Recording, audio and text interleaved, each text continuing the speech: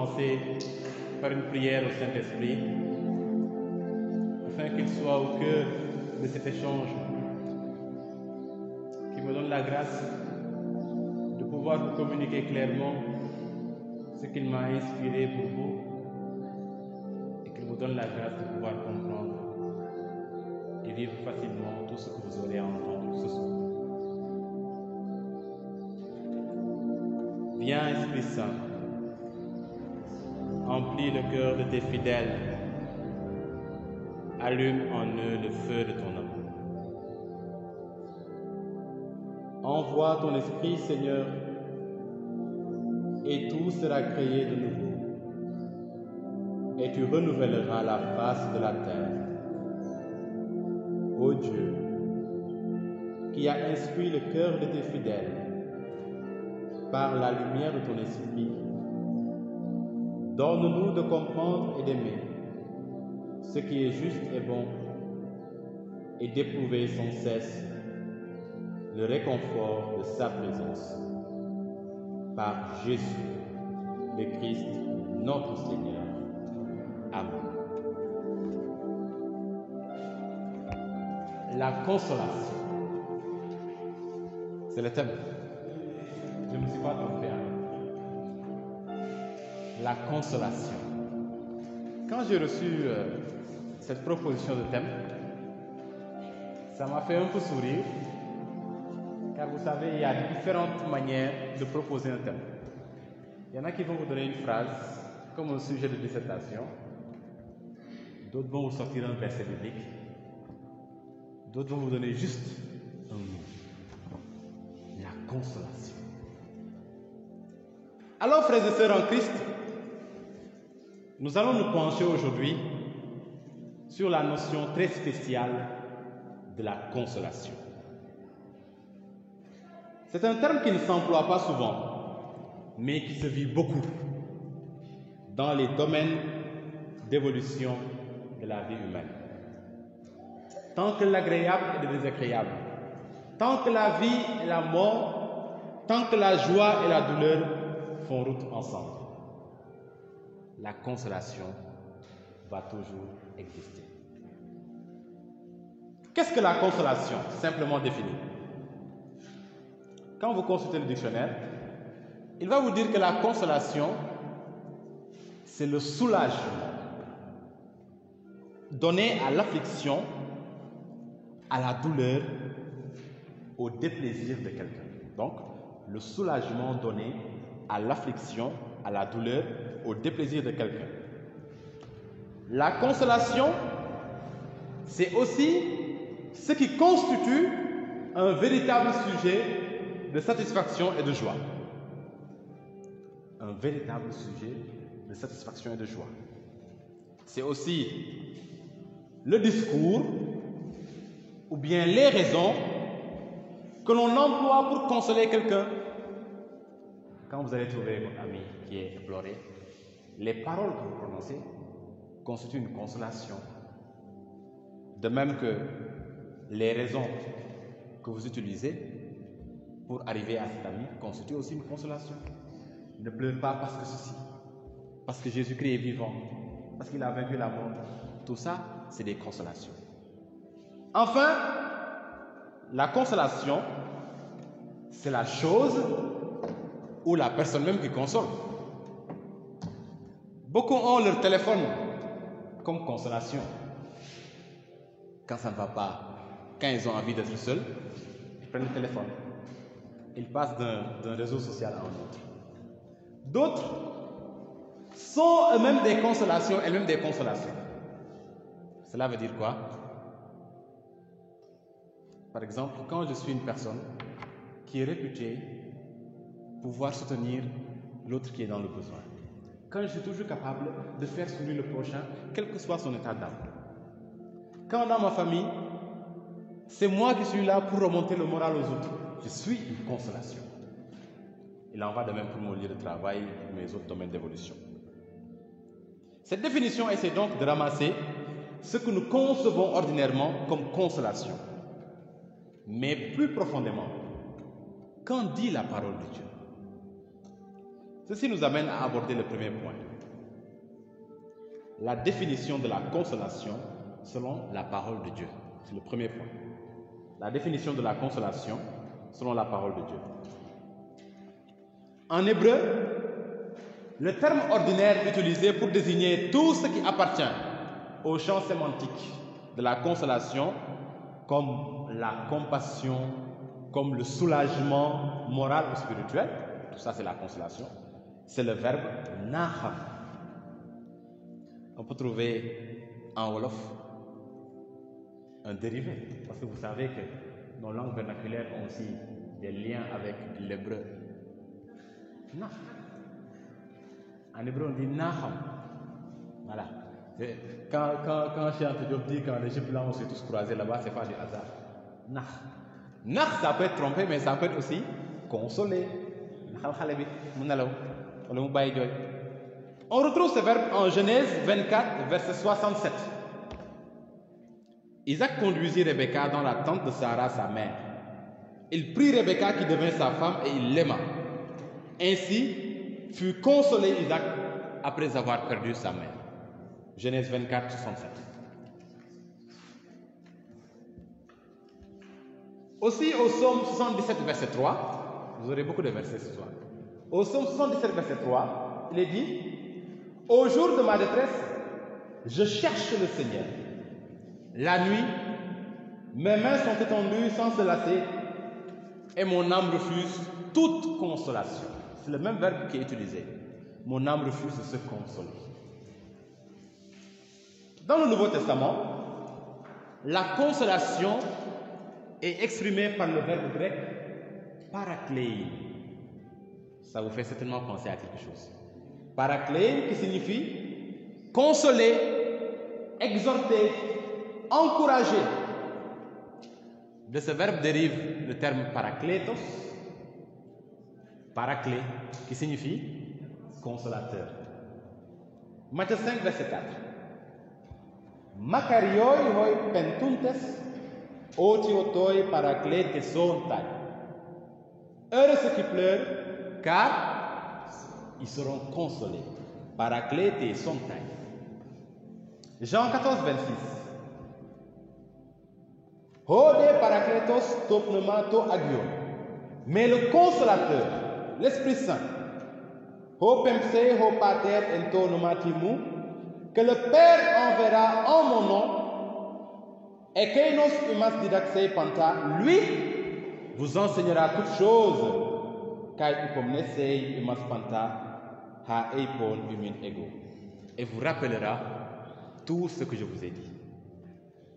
Le verbe paraclé qui renvoie à la consolation dans le Nouveau Testament. En Romains 1, les versets 11 à 12, l'apôtre dit: je désire vous voir afin de vous communiquer quelques dons spirituels, afin que vous soyez affermis, ou plutôt que nous soyons encouragés. Il utilise le même verbe. Donc, la consolation comme encouragement. Que nous soyons encouragés ensemble au milieu de vous par la foi qui nous est commune à vous et à moi. Romains 15, verset 5 aussi. Que le Dieu de la persévérance et de la consolation vous donne d'avoir les mêmes sentiments les uns envers les autres selon Jésus-Christ. Par ailleurs, dans les Saintes Écritures, la consolation, c'est la sympathie dans le chagrin ou dans la douleur. Jean chapitre 11, verset 31. Les Juifs qui étaient avec Marie, la sœur de Lazare, et qui l'a consolée, pourquoi? Parce qu'elle venait de perdre son frère. L'ayant vu se lever en hâte et sortir, la suivirent en pensant, elle va au sépulcre pour y pleurer. 1 Thessaloniciens 5, 14. Paul dit: nous vous prions aussi, frères, avertissez ceux qui vivent dans le désordre, consolez ceux qui pleurent, consolez ceux qui sont abattus, supportez les faibles et usez de patience envers tous. Consolation comme réconfort, comme soutien à ceux qui sont dans la peine. La consolation dans la Bible, c'est aussi tout ce qui contribue à rendre la mission plus joyeuse ou moins lourde. Tout cela qui contribue à rendre la mission plus joyeuse ou moins lourde. Tout cela qui sont un abri d'adoucissement pour nous. Colossiens chapitre 4, verset 11. Paul dit quoi? Justus vous salue aussi. Aristarque, Marc et lui sont du nombre des circoncis. Elle est celle qui a travaillé avec moi pour le royaume de Dieu et qui ait été pour moi une consolation. Paul considère comme consolation toutes ces personnes-là qui ont travaillé avec lui, qui l'ont accompagné dans ses peines, qui l'ont accompagné dans ses souffrances, qui ne l'ont jamais abandonné. Ainsi, quand vous êtes capable d'une fidélité en affection, d'une fidélité en amitié, la parole de Dieu vous considère comme une consolation. Nous venons de voir que dans la Bible, la consolation bien exprimée par les verbes nacham et paraklein désigne la compassion, le soulagement moral ou spirituel, la solidarité dans le bonheur comme dans le malheur, ainsi que le soutien dans les moments difficiles, c'est-à-dire la sympathie dans le chagrin. Elle signifie aussi l'exhortation, le fait d'encourager les autres, mais aussi les personnes et les éléments qui adoucissent notre vie et notre mission. Aujourd'hui, la personne qui vous accompagne spirituellement, ou bien les personnes avec qui vous partagez le même groupe de prière, sont des consolations pour vous. Quand ça ne va pas, c'est elles qui sont là pour prier, pour intercéder. À présent, nous allons voir quels sont les sujets de consolation humaine dans les Saintes Écritures. C'est le deuxième point. Les consolations humaines selon la Bible. La parole de Dieu mentionne comme première consolation humaine les envoyés de Dieu, les pasteurs même du peuple de Dieu. C'est la première consolation humaine. Isaïe 40, verset 1 à 2. Qu'est-ce que Dieu dit aux bergers du peuple? Consolez, consolez mon peuple, dit votre Dieu. Parlez au cœur de Jérusalem et criez-lui que sa servitude est finie, que son iniquité est expiée et qu'elle a reçu de la main de l'Éternel le double pour ses péchés. Les apôtres aussi dans le Nouveau Testament vont hériter de ce ministère de consolation en étant eux-mêmes des consolations pour le peuple de Dieu dans leur ministère, comme va le témoigner l'apôtre Paul. 1 Thessaloniciens chapitre 2, des versets 7 à 9, je cite. Alors que nous aurions pu, dit l'apôtre, comme apôtre du Christ, prétendre à quelque autorité, nous avons au contraire été pleins de bienveillance au milieu de vous. Comme une nourrice entoure de tendres soins ses enfants, ainsi, dans notre affection pour vous, nous aurions voulu vous donner non seulement l'évangile de Dieu, mais notre vie même, tant vous nous étiez devenus chers. Vous vous rappelez, frères, notre labeur et nos fatigues. C'est en travaillant nuit et jour pour n'être à charge de personne d'entre vous que nous vous avons prêché l'évangile de Dieu. Les pasteurs de l'Église, les prêtres, les évêques, le pape sont les premières consolations humaines que Dieu donne à son peuple.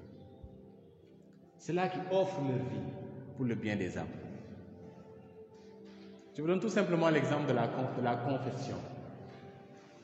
Quand vous venez et que vous dévoilez tous vos péchés devant le prêtre, après vous vous sentez libéré.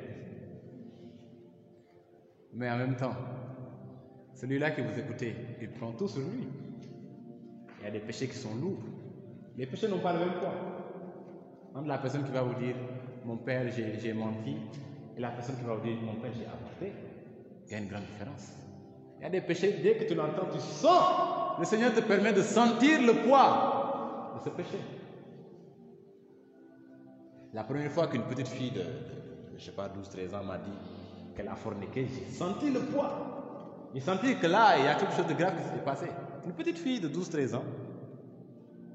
C'est pour dire que, voilà, on est là pour vous consoler, pour prendre. Bien sûr, après, ce n'est pas nous qui allons porter. On va dire au patron, oh, nous là, on a besoin de notre bien-être aussi. Mais en attendant, pendant ce temps-là, c'est le père qui porte. Parfois, après la confession, tu es fatigué, tu es KO. Et il faut faire ce qu'on appelle la décharge. Vous le sentez aussi quand vous priez pour des gens ou quand vous allez dans les hôpitaux. Après, vous êtes chargé. Un homme de prière ou une femme de prière ne se promène pas inutilement dans un hôpital. Si vous en recevez, vous êtes chargé. Vous avez besoin de vous décharger. Donc, la première consolation humaine que Dieu donne à son peuple, ce sont ses pasteurs. Le peuple des fidèles, deuxième consolation, est appelé aussi à être une consolation mutuelle et interne, comme vous le faites actuellement. Quand vous vous exhortez dans votre groupe de prière, quand vous vous exhortez dans votre famille. 2 Corinthiens 13, verset 11. Au reste, frères, soyez dans la joie, perfectionnez-vous, consolez-vous, ayez un même sentiment, vivez en paix. Et le Dieu d'amour et de paix sera avec vous. Il n'a pas dit, le Dieu d'amour et de paix sera avec vous, ensuite vous allez vous consoler. Non. Il dit, consolez-vous, vivez en paix. Et avec tout ça, le Dieu d'amour et de paix sera avec vous. La consolation mutuelle, c'est donc un moyen non seulement de vivre, mais d'éviter l'amour et la paix au sein de votre communauté, au sein de votre groupe, au sein de votre famille. Chacun et chacune de vous est donc appelé par Dieu à être une consolation. Chacun de vous personnellement est appelé par Dieu à être une consolation. Maintenant, je ne sais pas si vous l'êtes ou pas encore, mais vous devez l'être. En outre, la parole de Dieu attribue un rôle spécial de consolation à la femme, à l'endroit de son époux. Proverbe 18, verset 22. Celui qui trouve une femme trouve le bonheur.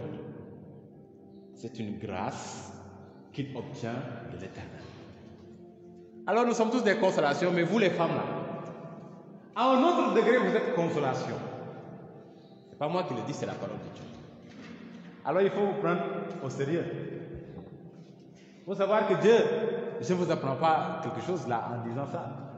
Dieu a mis énormément de choses en vous. On dit que quelle que soit l'ardeur d'un homme, quelle que soit sa fougue et tout, une femme est capable de le calmer. Vous voyez des hommes qui sont forts comme ça là, ils rentrent dans tout, ils ravagent tout. Mais la nuit, ils vont sangloter entre les bras de leur femme. C'est ça. Il ne faut pas vous le dire, mais ils le font. La nuit, ils sanglotent bien bon. Et le lendemain, ils viennent bomber la poitrine pour dire, la femme est là-bas, elle est assise tranquillement et se dit, c'est moi qui tue ça. Voilà. Donc vous avez un ministère de consolation aussi. Rien que par ce que vous êtes. Rien que par le fait que vous êtes mère, vous êtes femme, vous êtes sœur. Il ne faut pas le prendre à la légère. Proverbe 19, verset 14. La parole dit encore, on peut hériter de ses pères une maison et des richesses. Mais une femme intelligente est un don de l'Éternel. Ne vous contentez pas d'être femme. Soyez des femmes intelligentes. Parce qu'une femme qui n'est pas intelligente, vraiment, c'est un désastre. Une femme intelligente ne peut pas consoler son mari dans la mesure où elle ne peut pas l'aider à s'améliorer. Qu'est-ce que j'appelle une femme intelligente? C'est une femme qui est tout simplement préoccupée par les choses du monde. L'Allah est sincère. L'Allah est comme perruque. Les habits, les vêtements de mode. Shopping, manicure, pédicure. Qu'est-ce que c'est? Même cuisiner, c'est pas fait. Et il y en a. Il y en a. Ce qu'on appelle souvent une femme superficielle. Quand on dit une femme superficielle, c'est une femme en fait qui manque de concentration par rapport à ce qui est l'essentiel. Parce que les cheveux, ça ne se mange pas. Les chaussures, ça ne se mange pas. Et les hommes n'apprécient pas les femmes, en fait. Ça, c'est juste, comment dirais-je, un effet de première vue. waouh, elle est belle. Mais après, l'homme va toujours chercher à voir si toi là, tu sais réfléchir, si toi tu es capable de le porter vers l'avant, si tu pourrais être une bonne éducatrice pour ses enfants. C'est cela que la parole de Dieu appelle une femme intelligente. Alors, si vous devenez cette femme intelligente, je sais que vous l'êtes déjà, mais encore plus, vous serez véritablement des consolations pour votre mari. Il va revenir du travail avec ses soucis, ses frustrations et tout. Non, ça ne va pas, il l'explose partout. Chérie, qu'est-ce qui se passe? Et puis, toi, la femme, tu lui consoles, tu lui parles. Et après, il va plus t'aimer davantage. Mais s'il vient là, il est frustré et tout, toi, tu n'as rien d'autre à lui dire que fais-moi un bisou, fais-moi un câlin. Il va partir en disant cette femme-là, elle n'a pas encore compris. Alors, soyez des consolations en étant des femmes intelligentes. La parole dit, une femme intelligente est un don de l'Éternel. Soyez des dons pour ceux qui seront vos maris. Hein. Ne soyez pas des choses ramassées. Il faut que vous vous dites aujourd'hui, moi je désire être un don pour mon mari. Je désire qu'il sente que véritablement j'ai été un don de l'Éternel pour lui. Sirachide 26:16. Comme le soleil levant sur les montagnes du Seigneur, ainsi le charme d'une jolie femme dans une maison bien tenue. Donc il y a le charme d'une part, il y a aussi le fait de pouvoir bien gérer son foyer, bien gérer sa maison. C'est ce qui va faire de vous une véritable consolation et bien pour votre mari. La dernière fois, il y a quelqu'un qui se plaignait dans les réseaux sociaux en disant quoi? Depuis 3 jours, ma femme n'a pas fait la vaisselle. Elle a laissé la vaisselle là-bas. Et brochant sur le tout, elle se permet de suspendre ses sous-vêtements dans la cuisine. Les gens lui ont dit ça, c'est pas vrai, ça c'est un montage. Mais le gars a dit que c'est vrai. J'ose imaginer que ce ne soit pas vrai. Mais c'est pour dire que une femme qui sait bien gérer son foyer, quand elle vient à ça, une beauté extérieure ou intérieure, eh bien, c'est la femme parfaite pour son mari. C'est la consolation parfaite pour son mari. Et avec elle, l'ensemble de son foyer devient une consolation. Voilà.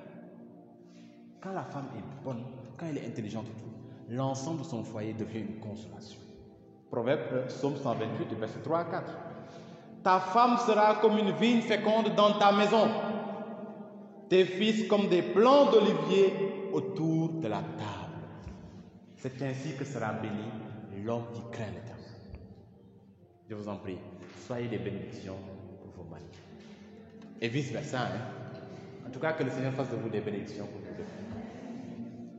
Cependant, il convient de le préciser, toutes les consolations humaines dont nous venons de parler, à savoir les bergers du peuple de Dieu, le peuple de Dieu lui-même, quand les enfants de Dieu se consolent entre eux, la bonne épouse et son foyer à l'égard de son mari, eh bien, toutes ces consolations humaines sont quelque part limitées, il faut le reconnaître.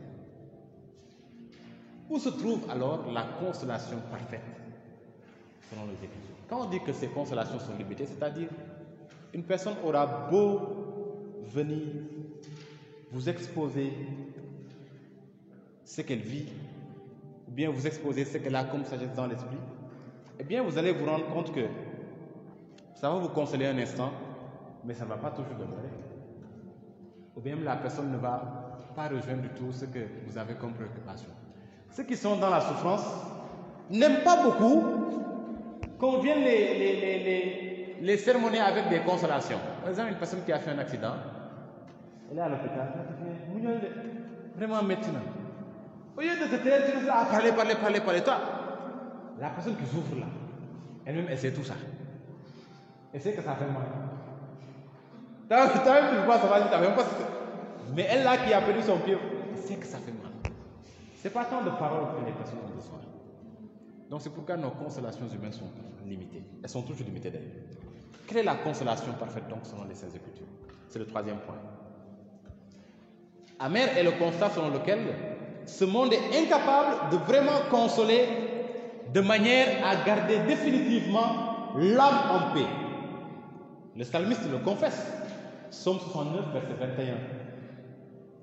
L'opprobre me brise le cœur et je suis malade. J'attends de la pitié, mais en vain. Des consolateurs et je n'en trouve aucun. Le prophète Zacharie va dénoncer les refuges trompeurs où les hommes s'en vont souvent chercher la consolation. Zacharie 10, verset 2. Les devins prophétisent des faussetés. Les songes mentent et consolent par vanité. Parfois, quand les gens ont besoin de consolation, quand ils sont anxieux par rapport à leur avenir, ils font quoi? Ils vont chez les devins. Je veux savoir de quoi mon avenir sera fait. Je veux savoir de quoi sera fait l'avenir de mes enfants. Zacharie dit, les devins prophétisent des faussetés. Quel est le devin qui va te dire alors que tu ne vas pas réussir? Ils vont tous te dire que tu vas réussir. Ils vont tous te dire ce que tu veux entendre. Même s'ils ne voient que de l'eau et une calebasse. Ils vont dire, je te vois en costume. Mon œil, quel costume? Il voit de l'eau et une calebasse. Zacharie continue en disant, les songes mentent. Les songes. Mon père, j'ai eu un songe. Mon père, j'ai eu une vision. Faites attention aux songes. Faites attention aux visions. Les visions, ce n'est pas des termes, ce n'est pas tous les jours. Il y a des gens, vous savez, Freud disait que quand on rêve une chose, c'est parfois notre subconscient qui nous fait rêver de cela. Parce qu'on a passé la journée à désirer cette chose et qu'on n'a pas pu la voir. C'est comme une personne qui est amoureuse de quelqu'un, qui passe toute la journée à penser à la personne, et puis la nuit, naturellement, elle va rêver se marier avec la personne. Est-ce que c'est une prophétie? Est-ce que c'est Dieu qui dit que c'est cette personne-là qu'elle va épouser? Non. Faut pas forcer à Dieu nos désirs. Donc il faut discerner. Zacharie dit, les songes mentent et consolent par vanité. Ce n'est pas tous les songes. Mais souvent, quand nous voulons chercher consolation dans les songes, ils peuvent nous mentir. Parce que même Satan sait inspirer les songes. C'est pourquoi ceux qui recherchent ces consolations, dit Zacharie, sont errants comme un troupeau. Ils sont malheureux parce qu'il n'y a point de pasteur. Ceux qui vont chez les devins, qui courent de gauche à droite chez les devins, ou bien qui recherchent des visions nocturnes et tout, parfois ils font pitié parce qu'ils sont instables dans leur vie. Qoéleth, pour sa part, va se lamenter au sujet de ceux-là qui souffrent sans jamais voir le tunnel. De ceux-là donc qui ont besoin de consolation, mais qui n'en ont pas. Qoéleth, chapitre 4, verset 1. Il dit quoi? J'ai considéré toutes les oppressions qui se commettent sous le soleil. Qoéleth, c'est... La dernière fois, on a interviewé quelqu'un sur Catéo, il disait que son auteur préféré, c'est Qoéleth. Qoéleth, c'est l'Ecclésiaste. Hein? Il y a une différence entre l'Ecclésiaste et l'Ecclésiastique. L'Ecclésiastique renvoie au livre du Siracide, de Ben Sirac le sage, pendant que l'Ecclésiaste renvoie au livre de Qoéleth. Alors, Qoéleth, il a une vision très particulière de la vie. C'est un peu la préfiguration ou bien l'image de ce qu'on va appeler en littérature française ceux qui ont écrit par rapport sur l'absurde, comme les Albert Camus et j'en passe. Pour lui, il commence par dire vanité des vanités, tout est vanité. Il dit là, la vie là, c'est quoi? Il faut profiter de la vie, manger, boire et dormir parce qu'un jour tu vas mourir. Mais dans cette vision-là, il y a quelque chose de plus profond qui se cache. C'est que l'espérance de l'homme ne peut pas se fonder sur son monde, mais seulement en Dieu. Alors Qoéleth dit, j'ai considéré toutes les oppressions qui se commettent sous le soleil, et voici les opprimés sont dans les larmes, et personne qui les console. Jusqu'à présent, c'est vrai. Ils sont en but à la violence de leurs oppresseurs, et personne qui les console. Eh bien, face à cette limite du terrestre en matière de consolation, l'homme éprouvé a besoin de recourir à la consolation parfaite qui vient de Dieu. Psaume 23, chapitre 1 à 4. J'aime bien ce psaume. Qui commence comment? L'Éternel est mon berger, je ne manquerai de rien. Le psalmiste ne s'est pas levé comme ça pour... Non. Les psaumes, en fait, quand on les récite dans l'église, ou bien quand on les chante, c'est parce qu'ils traduisent des réalités concrètes de notre vie. Il y a des psaumes de louange, des psaumes d'action de grâce, des psaumes de pénitence, de repentir, des sommes de combat, des sommes de tristesse. Mon Dieu, des ennemis me guettent. Le psalmiste est passé par tous les états d'âme. Et parfois, vous allez voir que dans les sommes, il va dire, Seigneur, tue-les, renverse-les. Aujourd'hui, on ne va pas demander la mort du pécheur, mais on va comprendre que c'était un état d'âme. Et on va répéter ces paroles en priant pour dire à Dieu tout simplement, sois dans toutes les situations de nos vies. Ici, le psalmiste, après s'être rendu compte de la vanité, ou bien des limites des consolations humaines, va dire à Dieu, l'Éternel est mon berger. Je ne manquerai de rien. Au moins, je sais qu'avec lui, je ne manquerai de rien. Il me fait reposer dans de verts pâturages. Il me dirige près des eaux paisibles. Il restaure mon âme, la consolation. Il me conduit dans les sentiers de la justice à cause de son nom. On verra aussi cela au psaume 86, versets 16 à 17. Tourne vers moi ton regard et aie pitié de moi. Donne la force à ton serviteur, console-moi et sauve le fils de ta servante. Opère un signe en ma faveur, que mes ennemis le voient et soient confus, car tu me secours et tu me consoles, ô Éternel. La consolation de Dieu se rend manifeste aussi aux yeux de tous ceux-là qui se moquent de nous quand nous sommes dans l'épreuve. Je veux dire par là que quand le Seigneur vous console, parfois vous n'êtes pas le premier à le constater, mais ceux qui vous entourent et qui constatent votre situation défavorable peuvent être les premiers à constater que là, ça a changé. Vous connaissez bien le chant de kérosène. Le pétrole du village est devenu kérosène. Maintenant, il va considérer que la consolation, c'est de passer de la pauvreté à la richesse. Ça encore, c'est la consolation du monde. Ou bien de gloire en gloire. Quelle est notre gloire? Quand nous disons de gloire en gloire, on pense à quelle gloire? Je vous pose la question. Quand vous parlez de gloire en gloire, là, vous pensez à quelle gloire? Hein? La richesse. Les costumes, les flashs. Attends, vous ne pensez pas à la gloire céleste. Ce n'est pas tout le monde qui pense à la gloire céleste. Quand ils vous disent va de gloire en gloire, certains pensent à la gloire du monde. Du hambleur, nga nekk sous les flashs, sous les projecteurs, nga nekk ngay dawal oto bu rafet. Parce que c'est ça qui se vit, hein, il faut le dire. Le Seigneur m'a élevé. Il va me prendre. Il va me positionner. C'est ça.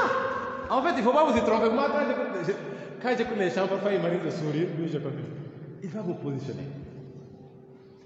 S'il s'agit de la position dans la gloire de Dieu, tant mieux. Mais position dans le monde, ça laisse encore à désirer. Voilà. Bon, je continue. Vous savez, on disait tout à l'heure que la consolation humaine, même si elle est accompagnée de beaucoup de sagesse, est insuffisante. Le livre de Job nous l'apprend très pertinemment. Ses trois amis, Eliphaz de Théman, Bildad de Shua et Sophar de Naamat, avaient quitté leur ville d'origine pour aller le consoler.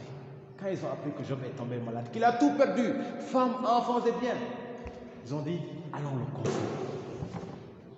Et puis, vous savez, les trois villes dont sont originaires ces trois amis-là ne sont pas des villes gratuites. Ces trois villes sont comprises entre Édom et l'Orient. Or, Édom et l'Orient dans la Bible sont considérés comme des patries de la sagesse. Donc ces trois personnages-là ne sont pas des personnages pris au hasard. Cela veut dire qu'ils étaient vraiment dans leur ville des sages. Des gens qui ont vu du tout et qui sont capables, entre guillemets, eh bien, de rassurer toute personne face à n'importe quelle situation. Cependant, la suite du récit va bien montrer l'insuffisance de la sagesse humaine pour la consolation véritable d'une âme éprouvée. Job, chapitre 17, verset 1 à 4, puis verset 10. Mon souffle se perd, mes jours s'éteignent, le sépulcre m'attend. C'est Job qui parle. Il dit, je suis environné de moqueurs.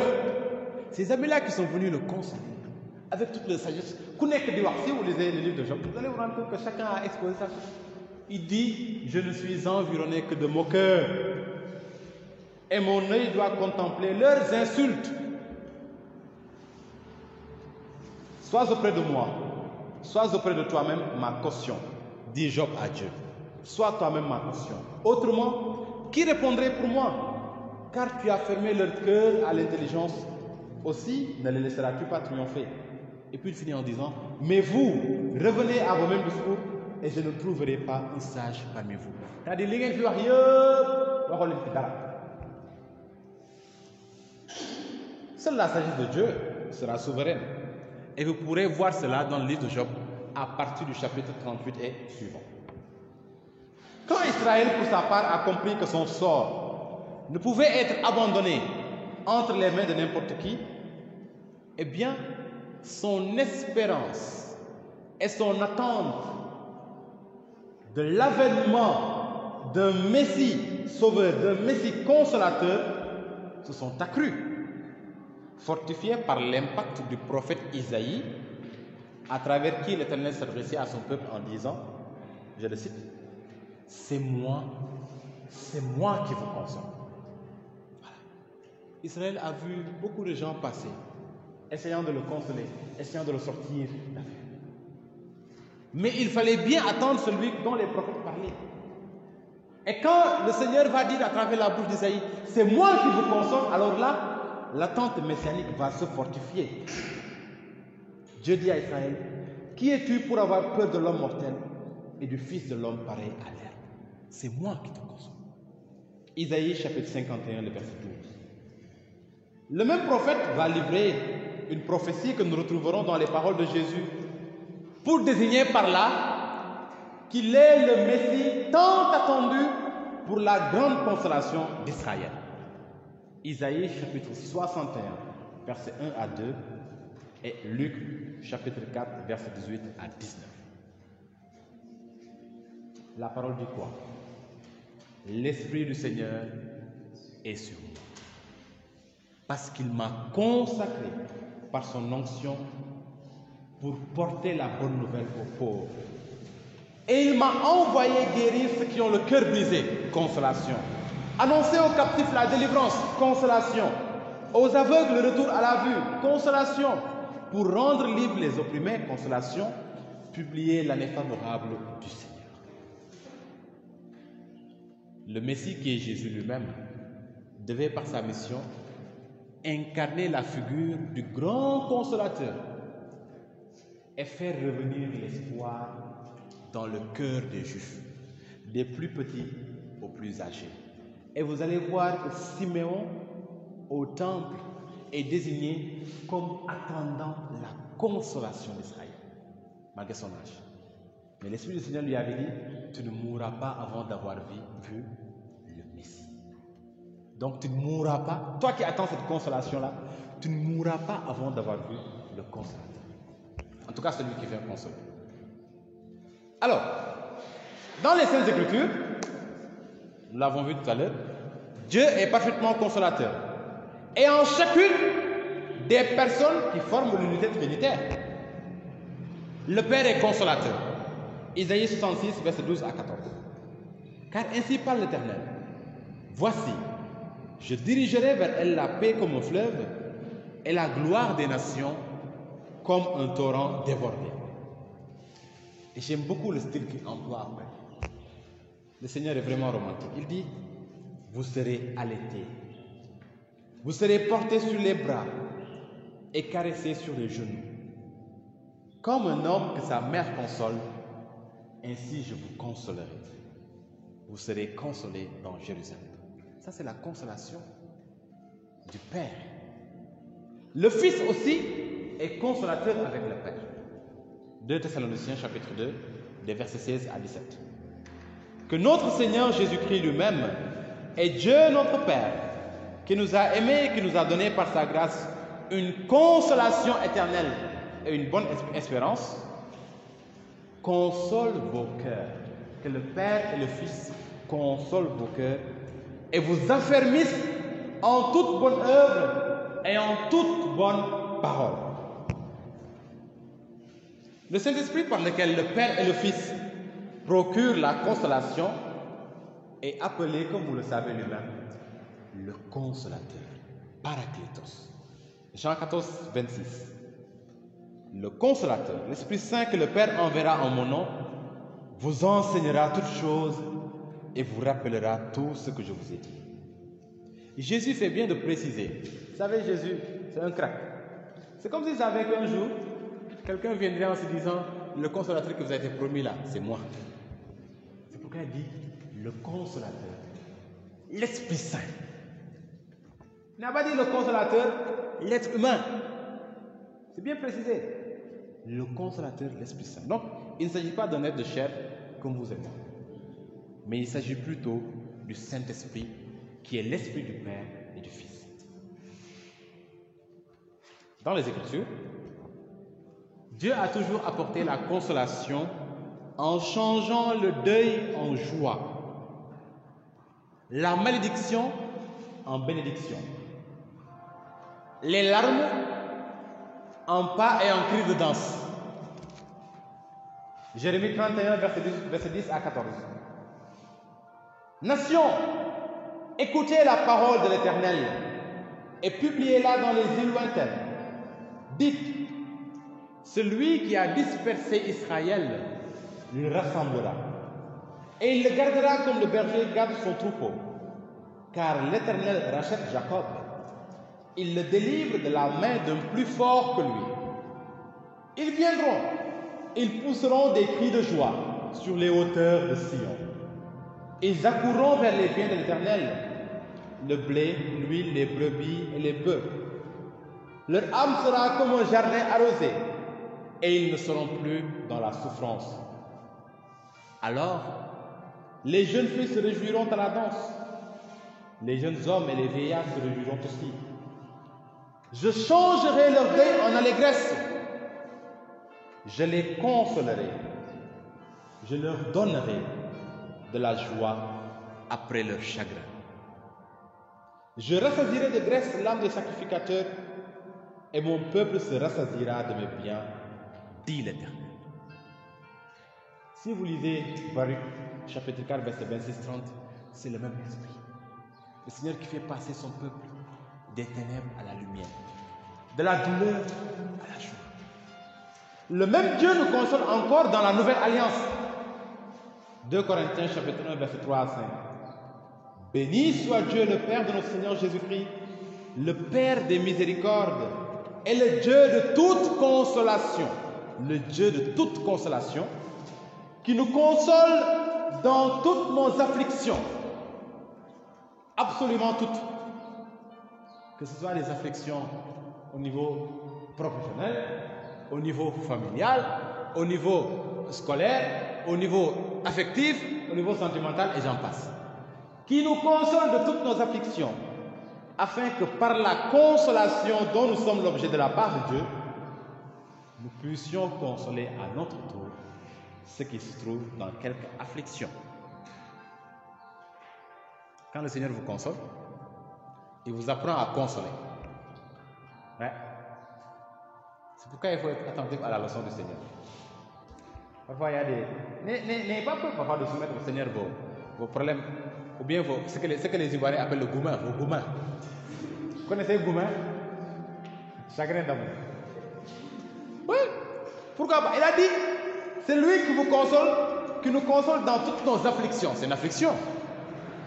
À cause du goumin, il y en a qui ne prennent pas petit déjeuner, dîner. Si vous ne les forcez pas, ils vont mourir dans le champ. Alors il faut, quand le Seigneur vous console, c'est pour vous apprendre aussi à consoler ceux qui sont dans le goumin. Alors il dit, c'est ça, c'est la consolation. Alors Dieu veille pour nous consoler de toutes nos afflictions, afin qu'à notre tour nous devenions des consolations.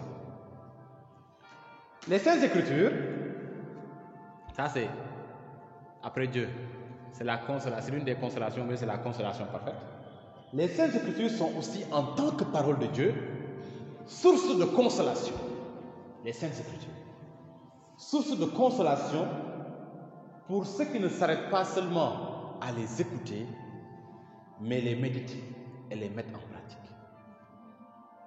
C'est ce que proclame le psalmiste lorsqu'il dit, Psaume 119, versets 49 à 50, Souviens-toi de ta promesse à ton serviteur, puisque tu m'as donné l'espérance. C'est ma consolation dans ma misère, car ta promesse me rend la vie. Les promesses du Seigneur, nous les retrouvons dans sa parole, n'est-ce pas? Ce n'est pas dans la rue. Ce que le Seigneur a dit, on le retrouve dans sa parole, fondamentalement. Et le psalmiste dit, ta promesse me rend la vie. Donc quand je reconsidère tes promesses là, même si j'étais à zéro là, quand je finis de les reconsidérer, je suis un héros. Les Saintes Écritures, du fait de leur stabilité, car ce qui est écrit demeure toujours, eh bien, nous gardent toujours concentrés. Et au moment trouble, nous pouvons toujours les relire et nous rendre compte que Dieu n'a pas changé. J'aime bien cela, cet aspect de la Bible. Que Dieu n'a pas changé, que sa parole n'a pas changé. Et que ce qu'il a dit il y a des siècles et des siècles, ce qu'il a dit dans le passé, il l'accomplit aujourd'hui et il le maintient pour demain. Voilà. Les Écritures solidifient ainsi l'espérance que toi, que moi, que chacun de nous doit fonder sur le Christ. Romains chapitre 15, le verset 4. Or, tout ce qui a été écrit d'avance l'a été pour notre instruction, afin que, par la patience et par la consolation que donnent les Écritures, nous possédions l'espérance. Aussi, devons-nous comprendre que le genre littéraire apocalyptique que nous pouvons retrouver dans certains endroits de la Bible, comme dans le poème d'Ézéchiel au chapitre 38-39, et aussi dans l'Apocalypse de Saint Jean, eh bien, ce genre littéraire apocalyptique n'a pas pour objectif de susciter en nous l'effroi ou la peur. Non. L'Apocalypse n'a pas été écrite pour que nous soyons affolés en apprenant les événements ou bien les catastrophes futures qui vont se produire. L'Apocalypse est fondamentalement, et cela est important, un discours ou un écrit de consolation. C'est pour ça que l'Apocalypse a été écrite. C'est pour ça que Jésus parle de la fin des temps. Pas pour nous apeurer. Il est loin des alarmistes du 21e siècle. Jésus revient bientôt, il y aura l'enlèvement, après ils vont rester ici, ils vont souffrir et tout. Ça, c'est alarmiste. Quand Jésus parle des fins dernières, ce n'est pas pour nous faire peur, parce qu'il le dit. Il dit, n'ayez pas peur quand ces choses adviendront. Pourquoi? Parce que je le dis pour vous rassurer. Et vous allez voir que l'Apocalypse n'est pas un récit qui fait peur. Mais c'est fondamentalement un discours de consolation qui contient l'annonce et la claire perspective d'un monde meilleur. Voilà. Quand vous lisez tous les récits apocalyptiques là, c'est ça qui est dedans. En arrière-fond. Bien sûr, il y aura des tribulations, mais après, il y aura des cieux nouveaux et une terre nouvelle. C'est ça qui fait notre joie. La perspective d'un avenir à Dieu où il n'y aura plus aucune souffrance. On dit dans la nouvelle cité, dans la nouvelle Jérusalem, il n'y aura plus ni larmes, ni pleurs, ni cris. Qui ne rêve de ce monde parmi nous? Un monde où personne ne va plus souffrir. Un monde où il n'y aura plus, moi, ce que je recherche le plus, c'est la chaleur. Un monde où il n'y aura plus la chaleur, la canicule. Mais où le climat sera. Ça, c'est déjà un début de paradis. Quand vous allez quelque part et que le climat est bon, vous dites, oh, Arjana. Vous voyez déjà, l'homme, il est très facile à combler. Il y a la nuit, c'est ils sont très faciles à contenter déjà. Da nga ne fu ne ngelaw bi ëpp la rek nga ne ouf Arjana. Wala nga dugg ci bureau, clim bi ne la foofu nga ne ouf Arjana. C'est déjà comblé. Alors que ça, c'est rien. Mais Dieu nous promet un monde nouveau. Et ça qui doit nous consoler. C'est la consolation offerte par Dieu à un monde où le mal semble triompher. Pour lui dire que le dernier mot reviendra au bien, à la vérité, à la justice, à la paix, à l'amour et à la vie. Et pas n'importe quelle vie. La vie éternelle, ce qu'on appelle la vie Zoé. La vie en abondance. C'est ça la bonne nouvelle d'évangile. Alors, bien-aimés en Christ, après ce parcours sur la consolation dans les Saintes Écritures, nous allons découvrir dans l'enseignement à venir la consolation dans l'expérience spirituelle et concrète de l'Église. Voilà. Il fallait bien commencer par la parole de Dieu, délimiter les tours et les contours. Après, dans le second enseignement, nous allons voir la consolation dans l'expérience spirituelle et concrète de l'Église. Soyez bénis.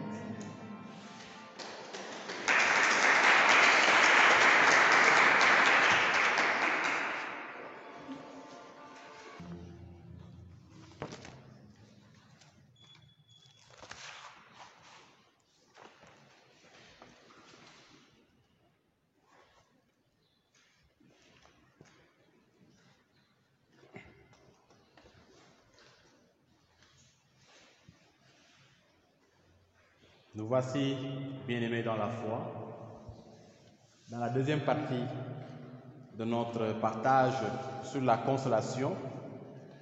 Et cette deuxième partie va porter sur la consolation spirituelle dans l'expérience pratique, concrète de l'Église. Forte de tout ce qu'elle a eu à apprendre de la consolation dans les Saintes Écritures, ce que nous avons vu tout à l'heure, l'Église a pu, au cours des siècles, l'expérimenter de façon mystique.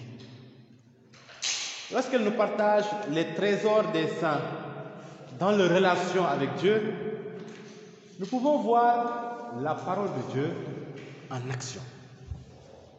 Le Saint Curé d'Ars aimait dire que la vie des saints est un second évangile. Nous avons vu que la consolation parfaite vient de Dieu, pas des créatures. En s'adressant à Sainte Faustine, Jésus a insisté sur cette réalité en lui disant, je cite, « Pose la tête sur ma poitrine, sur mon cœur, et puise en lui des forces et de la vigueur pour supporter toutes les souffrances. Pose la tête sur ma poitrine, sur mon cœur, et puise en lui des forces et de la vigueur pour supporter toutes les souffrances. Car ailleurs, tu ne trouveras ni soulagement, ni aide, ni consolation. Sache que tu devras beaucoup souffrir, mais que cela ne t'effraie pas, je suis avec toi. » Petit journal de la Sainte Faustine, numéro 36. Frères et sœurs, ici Jésus demande à la Sainte Sœur Faustine et à la personne qui reçoit ce témoignage de déposer la tête sur sa poitrine, sur son cœur, afin de recevoir toute la consolation dont elle a besoin. Il nous est rapporté qu'à la Sainte Seine, Jean avait posé sa tête sur la poitrine de Jésus. Sans le savoir, il recevait déjà par là la consolation et la force dont il aurait besoin face à tous les événements douloureux qui se préparaient. La preuve, très simple preuve, c'est que Jean est resté solide même quand tous les autres ont fui. Et au pied de la croix, c'est lui qui sera là-bas avec la main de Jésus. En posant sa tête sur la poitrine de Jésus, Jean a reçu d'avance sa consolation et la force dont il aurait besoin. Alors, bien-aimé, dépose ta tête sur le cœur de Jésus. Cela veut dire tout simplement nourrir une particulière dévotion au cœur sacré de Jésus. Je ne sais pas si vous le faites. Il ne suffit pas seulement de dire que sacré de Jésus, j'ai confiance en toi. C'est une très bonne chose, mais ça ne suffit pas. Vous savez, la dévotion au cœur sacré de Jésus a été très forte aux alentours du XVIIe, XIXe siècle. Mais c'est estompé. Et pourtant, c'est de ce cœur que nous avons reçu tout ce que nous avons comme salut. Aujourd'hui, si nous sommes rachetés, c'est de ce cœur que nous avons reçu ce rachat. Le cœur de Jésus est la plus grande source de consolation que le Père nous fait parvenir par le Saint-Esprit.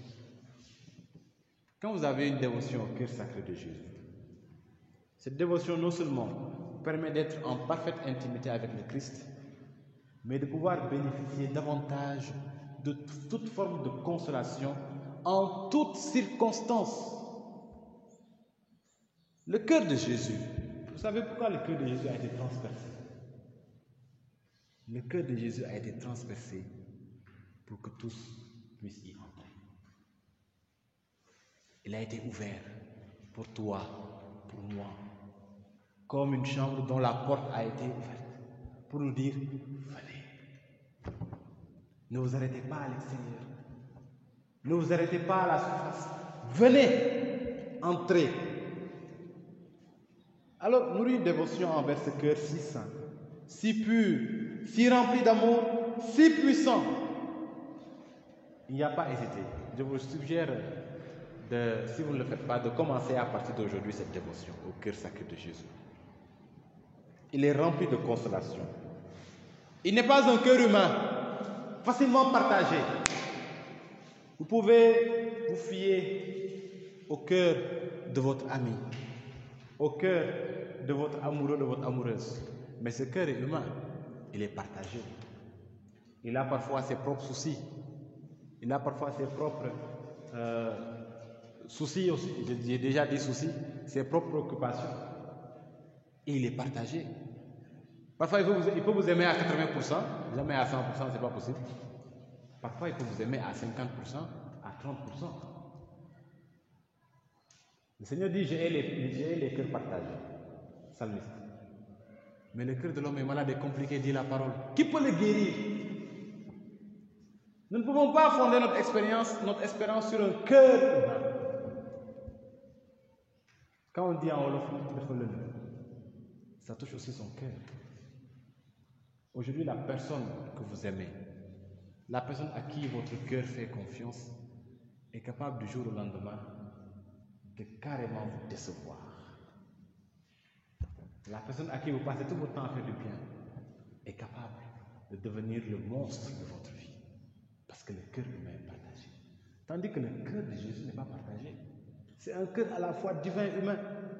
C'est le seul cœur qui a ces deux propriétés-là, ou bien ces deux natures.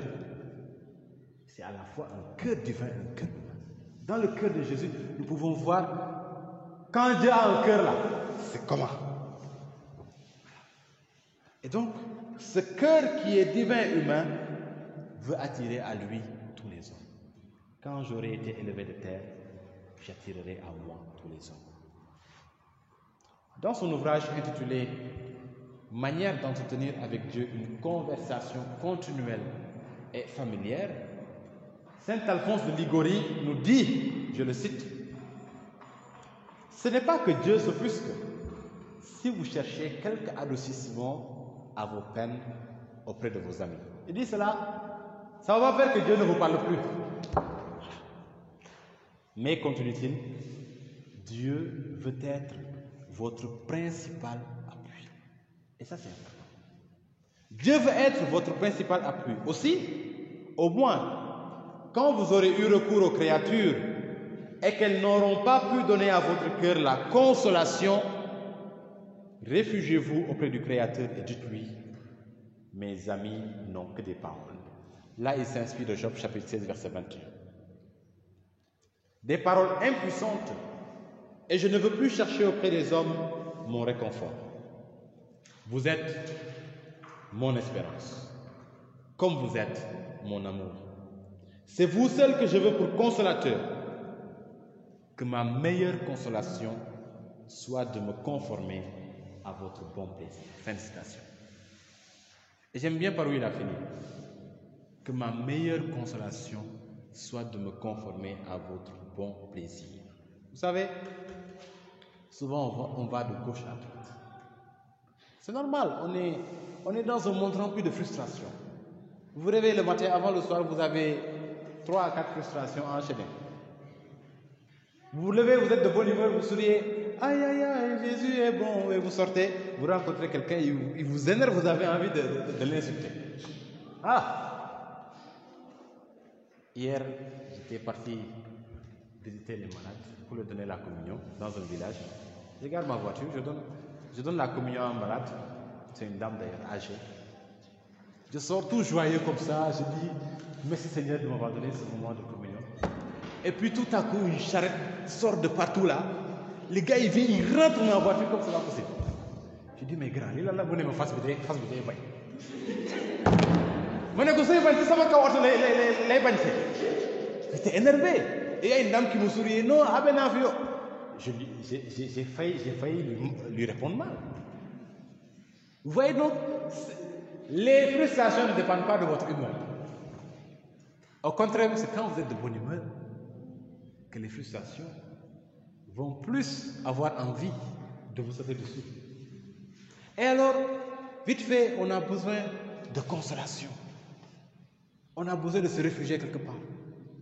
Alors, si nous débattons, nous courons de gauche à droite pour nous consoler avec les choses du monde. Aujourd'hui, je ne suis pas bien dans ma peau, qu'est-ce que je vais faire? Il y a des gens, leur consolation c'est la drogue. Je vais me droguer, ou bien je vais me saouler, ou bien il y a des gens, leur drogue c'est quoi? C'est les femmes ou bien les hommes. Ils vont aller trouver des femmes ou bien trouver des hommes. Il y a des gens, ils vont voler de l'argent, ils vont aller s'éclater. Alors, toutes ces consolations du monde-là, quand nous les cherchons, c'est parce que, simplement, nous avons oublié de demander au Seigneur la grâce de trouver notre consolation dans l'accomplissement de sa volonté. Qui d'entre vous a déjà dit au Seigneur, accorde-moi de pouvoir me consoler rien qu'en accomplissant ta volonté? Accorde-moi de trouver ma consolation en accomplissant ta volonté. Qui a une fois fait cette prière parmi vous? C'est une prière qui existe. Seigneur, je ne veux pas d'autre consolation. Je ne veux même pas aller trouver Augustin, lui parler de mon cas, de ce que je vis en famille. Mais je veux tout simplement que ces situations que tu permets là, que ce soit ma consolation. Rien que par le fait que je sache que c'est ta volonté. Saint Maximilien Kolbe disait, c'est ça le secret de la sainteté. Ma volonté cultivée dans la grande volonté de Dieu, grand Père. Que ce soit ma consolation. Quelque chose se passe.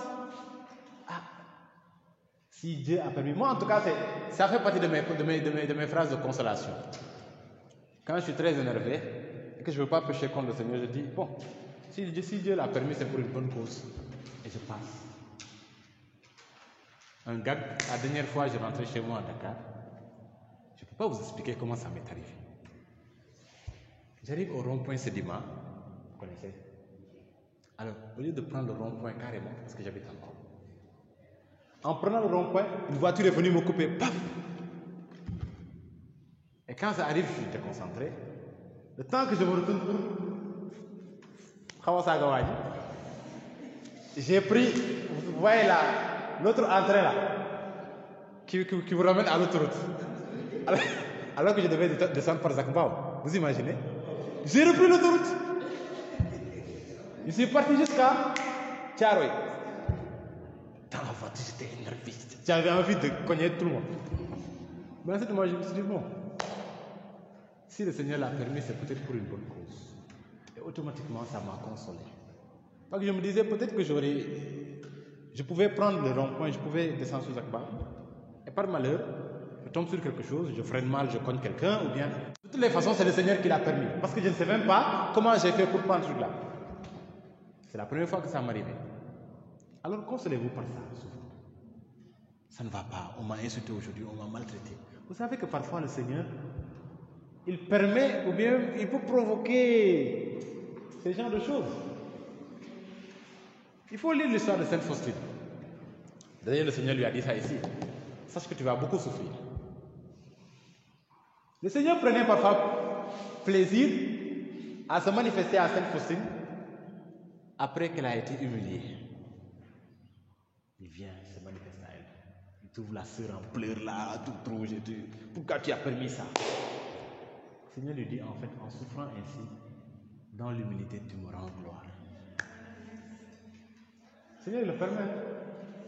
Il le permet. C'est pas, il ne faut pas rester là tout le temps. Dès qu'on te fait mal, pourquoi tu as permis? Parfois, il en retire une gloire. Parce que lui-même, il faut savoir que c'est par ses humiliations, c'est par ces abaissements que nous avons été guéris. Les plaies de Jésus, là, ce n'est pas lui-même qui les a infligées à son propre corps. On l'a frappé. Vous imaginez, la bastonnade, c'est humiliant. Hein? Je ne parle même pas encore de porter la croix. La bastonnade. Toi, c'est par toi que tout ce qui existe en effet. Mais les hommes que tu as créés, voilà qu'ils te déshabillent. Ils te font courber. Ils prennent des faux et se mettent à te bastonner. Est-ce que vous pouvez considérer un peu cette humiliation-là? Être bastonné par ses propres créatures. Le jour où vous aurez des enfants, si un de vos enfants vous gifle, vous aurez l'impression que le monde s'effondre sur vous. Chinois à Québec. Imaginez un peu l'humiliation qu'il a fait. Vous savez, peut-être quand le bastonnait, Satan était en train de rire aux éclats.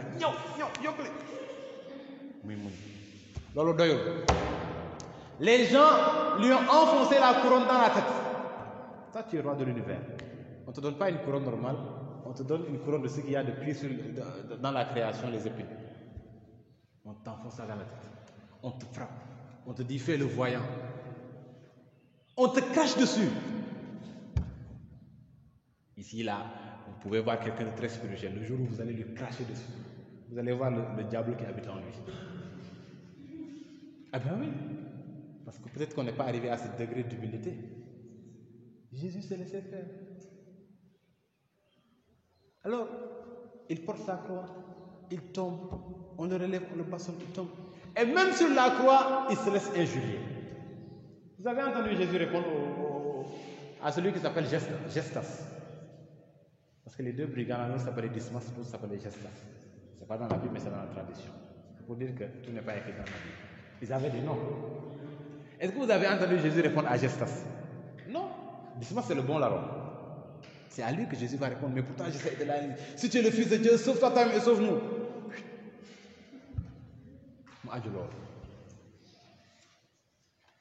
Mais Paul va le chanter dans l'hymne aux Philippiens. Devenu semblable aux hommes. Il s'est abaissé, devenant obéissant jusqu'à la mort. Et la mort sur la croix. C'est pourquoi Dieu l'a souverainement exalté. C'est le chemin, c'est la loi spirituelle que Jésus nous montre. Dieu, il ne veut pas que tu parviennes à la gloire tout d'un coup. Il aime toujours avoir une histoire avec toi. Quand je parle de la gloire, encore, je ne parle pas de la gloire du monde. Non. Dieu, quand il vous permet de souffrir, il veut avoir une histoire avec vous. Les brimades que je subis dans ma famille, personne ne m'aime parce qu'on dit que je suis un enfant indésiré, il y en a qui subissent ça. Les brimades que je subis au travail, tout ça le Seigneur le permet, car s'il n'avait pas permis, cela ne serait pas passé, mais il le permet afin de développer sa relation avec toi, son intimité avec toi, afin que tu puisses communier à ses souffrances. Mais dans ce moment, quelle est ta réaction? Te révolter ou bien accepter en te disant, comme le disaient certains saints, Seigneur, je t'offre mes souffrances en union avec ta passion. Ou bien ils font ce qu'on appelle en spiritualité une prière de substitution. Vous connaissez? C'est-à-dire, je t'offre, Seigneur, mes souffrances pour la conversion, par exemple, de Daniel. Ça s'appelle la prière de substitution. Substitution. Je vous préviens. Cette prière-là, c'est l'une des prières que le Seigneur exauce le plus vite. Vous dites ça à la seconde, à la seconde d'après vous êtes exaucé. Le Seigneur, il a soif, en fait, d'âmes qui acceptent de porter les souffrances pour les autres. Il a soif d'âmes qui lui ressemblent, en fait, dans sa passion. Aujourd'hui, levez-vous, vous dites, il y a un prêtre comme ça qui est devenu saint après. Le prêtre, il avait rencontré une personne aveugle. C'est lui qui me l'a rapporté. Et puis il a dit au Seigneur, Seigneur, si tu le veux, que la cécité de cette personne vienne chez moi afin qu'elle puisse retrouver la vue. Quelque temps après, il est devenu aveugle et la personne a retrouvé la vue. Mais après, quand il est mort, il a été canonisé.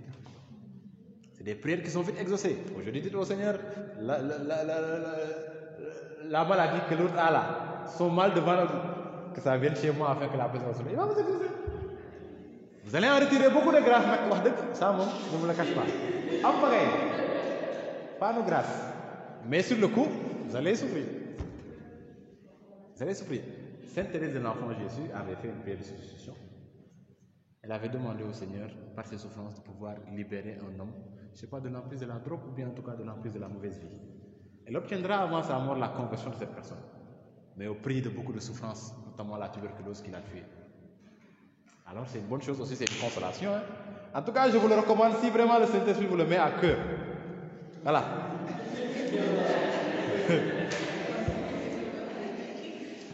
Demandons-lui toujours la grâce de trouver notre consolation dans l'accomplissement de sa sainte volonté.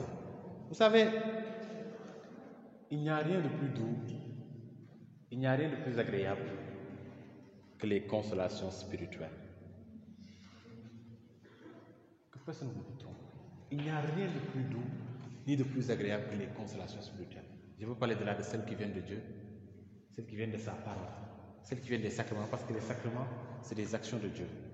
C'est des signes et des instruments de la grâce que le Seigneur nous transmet par le Saint-Esprit. Les consolations spirituelles surpassent les plaisirs, les délices du monde. Les consolations de Dieu surpassent les plaisirs charnels. Vous savez, parfois, quand vous avez bien nagé, je veux dire quand on a bien nagé dans les plaisirs charnels, les plaisirs du monde, et qu'après qu'on s'en repente, quand le Seigneur nous pardonne et que nous accorde sa consolation, vous avez l'impression que vous étiez avant en train de manger de la poussière, ou bien que vous étiez tombé dans du nyamoumbam en fait. Tellement il y a une différence, une dichotomie entre les deux. Oui, c'est bien beau de manger des choses agréables et tout, d'aller à la piscine, d'aller en boîte et tout. Mais quand vous comparez à un petit instant tout simplement de communion, un petit instant de grâce, il n'y a pas photo.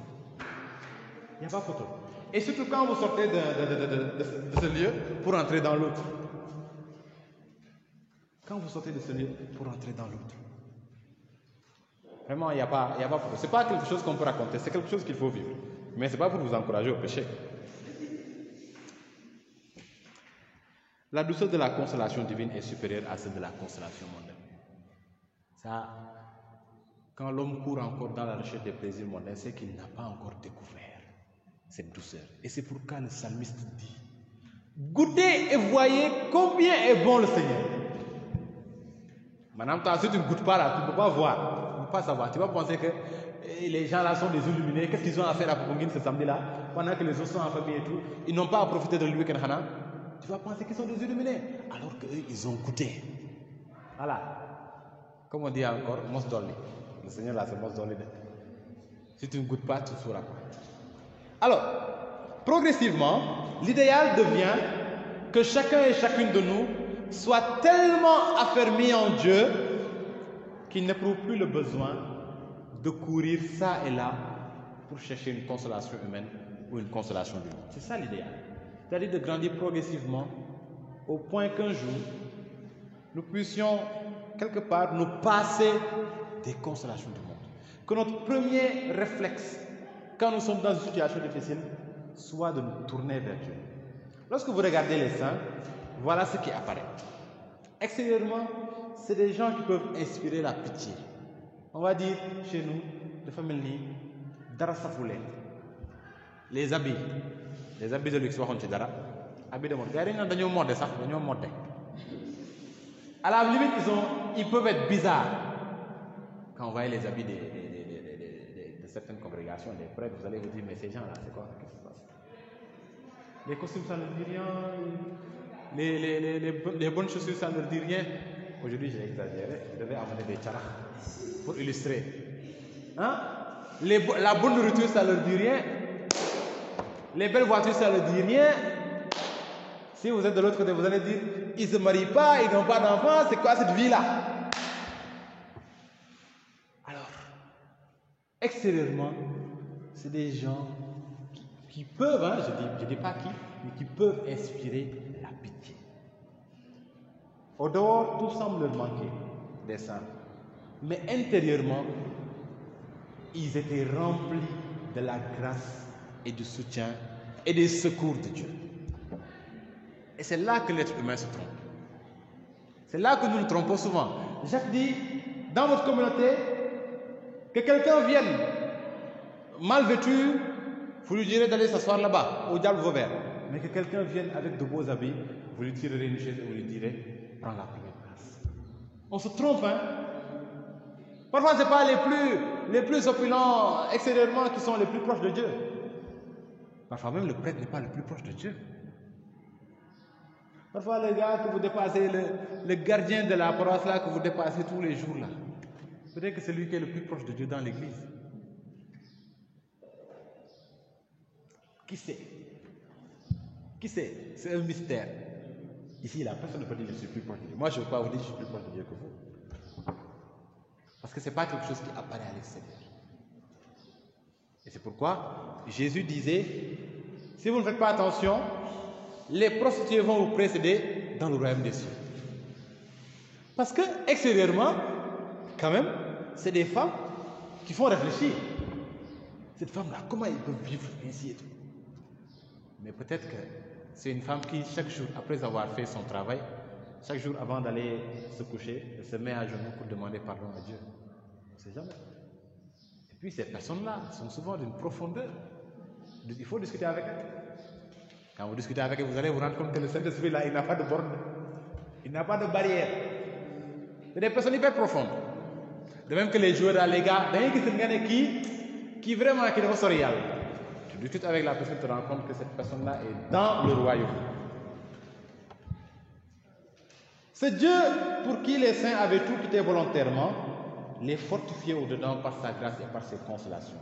Et même quand ils commettaient des péchés, ce qui arrive à tout le monde, les saints savaient se repentir et s'ouvrir ensuite à la consolation divine pour ne pas être dévastés par les remords continuels engendrés par le souvenir des fautes déjà pardonnées. Dans ce contexte aussi, nous avons besoin de consolation.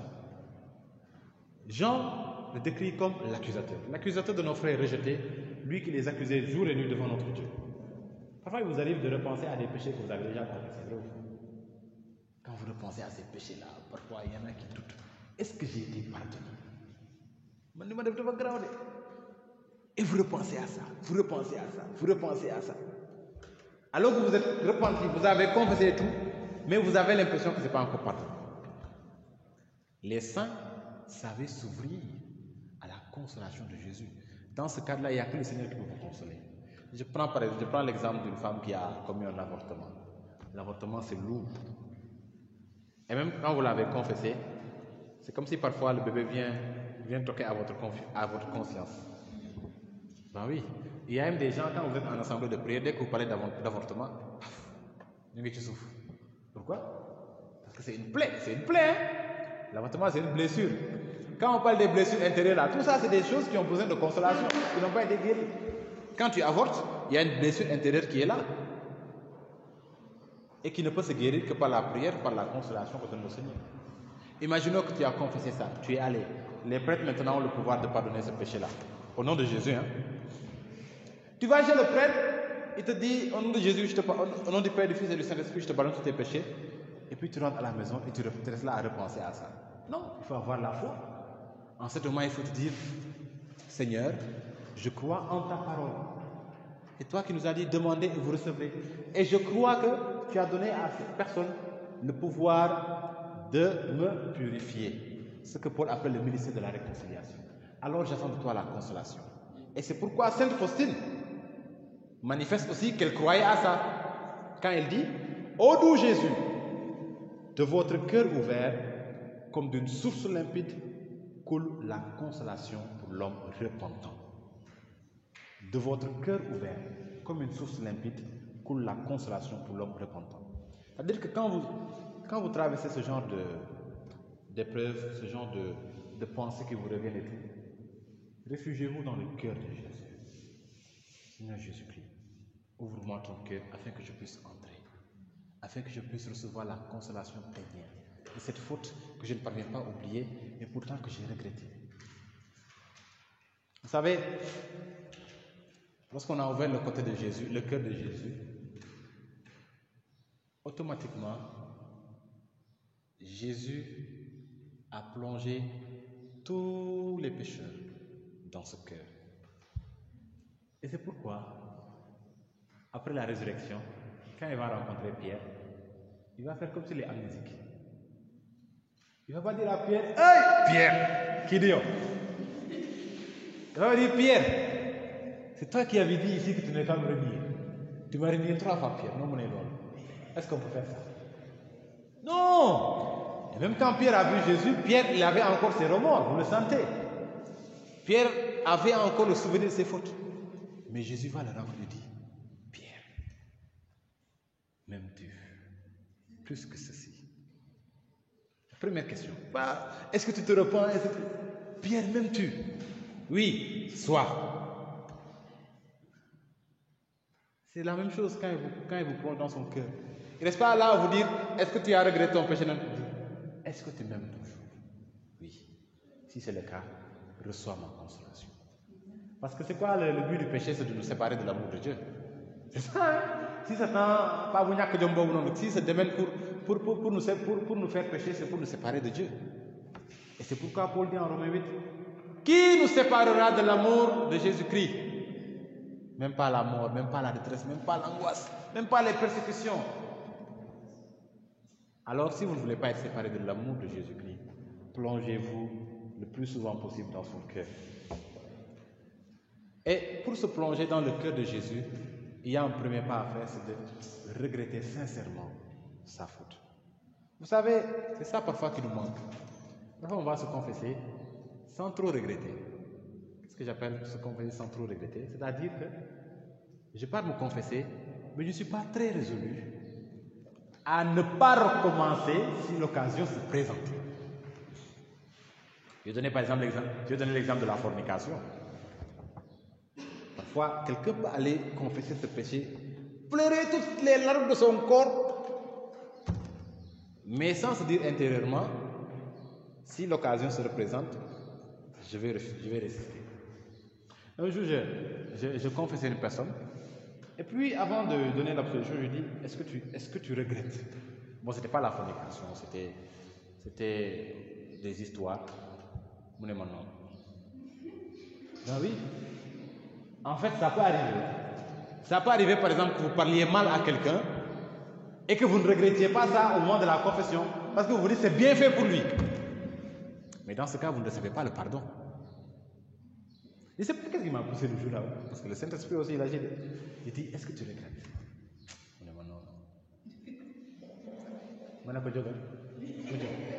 Je va demander au Seigneur la grâce de repentir et tu reviens. Quelque chose comme 30 minutes. Il est revenu. Il dit, est-ce que tu regrettes maintenant? Il dit, oui, je regrette. Il dit, en fait, c'est parce que c'est une clé. Tant que tu ne regrettes pas, le Seigneur ne peut pas te pardonner ces péchés. Car si tu n'as pas regretté, c'est que tu es très prêt à recommencer. Ah ben oui. Entre Dumako Defati et Retouna Kasagayam Fofno, il y a une grande différence. Quand vous entreprenez quelque chose, par exemple, et que vous en sortez très mal, par exemple, quand on vous donne un conseil, vous ne suivez pas ce conseil, vous faites autre chose. Quand ça chauffe, ça veut dire que Doko Defati. Et là, Doko Defati. Voilà. Donc, tu as pris cette résolution parce que tu as regretté, et la prochaine fois que tu auras l'occasion, effectivement, Doko Defati. Mais il faut savoir que il n'y a pas de repentir sincère qui ne soit suivi de consolation. Quand vous commettez une faute et que vous en repentez sincèrement, Seigneur, je regrette vraiment. Il ne s'agit pas seulement de dire Seigneur, je regrette, mais de vraiment regretter dans votre esprit, dans votre corps, dans votre âme, dans votre... de haïr ce que vous avez fait. Voilà l'expression. Haïr ce que je viens de faire. Quand vous repensez à votre péché et que vous vous mettez à sourire là, vous n'avez pas regretté. Sourire, oui. ou que vous mettez en tout cas que votre visage est joyeux, ça arrive. Il y a des péchés, quand on y pense, on se met à sourire ou bien. En tout cas, on n'est pas triste. Voilà, vous savez bien, on n'est pas triste. Mais tant que tu ne repenses pas à ton péché avec colère ou avec haine, tu n'as pas regretté. Par exemple, ça, c'est une marque de repentir. L'autre jour, je regrette vraiment ma réaction, quoi. Vous avez vu que Will Smith a giflé, je ne sais plus comment il s'appelle là. La dernière fois, la semaine passée, à la remise des Oscars, là, oui. Parce que le gars avait fait une blague déplacée sur sa femme, Jada. Il l'a trouvé là-bas, il l'a giflé. Mais après, il a regretté. Et même, il a fait encore un post pour dire je regrette mon geste stupide parce que la violence n'a aucune place dans ce monde d'amour. Ça, c'est un regret. Mais c'est là à se dire ouf, j'ai bien fait. C'est bien fait pour lui. Là. Alors, pour savoir si vous êtes repenti, c'est simple. Est-ce que quand vous pensez à vos fautes, vous êtes animé d'une certaine haine envers ce péché, envers cette parole mal déplacée que j'ai dite à l'autre? Vraiment, non. Et tu t'en veux en fait d'avoir fait ça. Ça, c'est le regret. Ça, c'est le repentir. Mais quand, par exemple, par rapport au péché de la chair, là, quand, après t'être confessé, la personne, parce que ce n'est pas un péché qui se commet souvent à un, c'est à deux, la personne là t'envoie des messages, c'était comment, c'était qui, c'était quand, des commentaires. Tu as regretté où? Tu n'as pas regretté? C'est-à-dire, même si tu as confessé là, c'est toujours là. Et quand l'occasion va se présenter, tu n'es pas à 50% de résister. Alors, le Saint Curidas disait, il faut passer plus de temps à demander la contrition de ses péchés que l'absolution. On dit souvent au Seigneur, pardon, comme elle a chanté tout à l'heure, pardon, Seigneur, pardon. Mais est-ce qu'il y a un chant qui demande au Seigneur de nous aider à regretter nos péchés? Hein, chant? Est-ce qu'il y a un chant où nous demandons vraiment au Seigneur la grâce de regretter nos péchés? Hein?